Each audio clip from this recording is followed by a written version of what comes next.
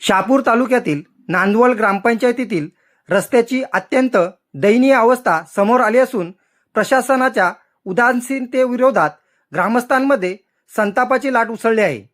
सुमारे 1600 लोकसंख्या असलेल्या या गावात मूलभूत सुविधा अपुऱ्या पडत असून विशेषतः नांदवळ हायस्कूल ते स्मशानभूमीपर्यंतचा सुमारे 1750 मीटर लांबीचा रस्ता हा नागरिकांसाठी डोकेदुखी ठरत आहे।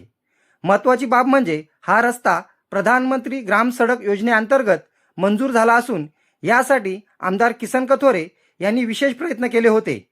तथापि ग्रामीण भागातील संपर्क सुविधा सुधारण्यासाठी केंद्र सरकारने सुरू केलेल्या या महत्त्वाकांक्षी योजनेतून रस्ता मंजूर होऊनही आजतागायत कामाला सुरुवात न झाल्याने योजनेच्या अंमलबजावणीवर प्रश्न निर्माण झाला आहे। सदर रस्ता गावातील मुख्य जीवनवाहिनी मानला जातो। विद्यार्थ्यांना शाळेत जाण्यासाठी तसेच अंत्यविधीसाठी स्मशानभूमीकडे जाणाऱ्या नागरिकांना याच मार्गाचा वापर करावा लागतो।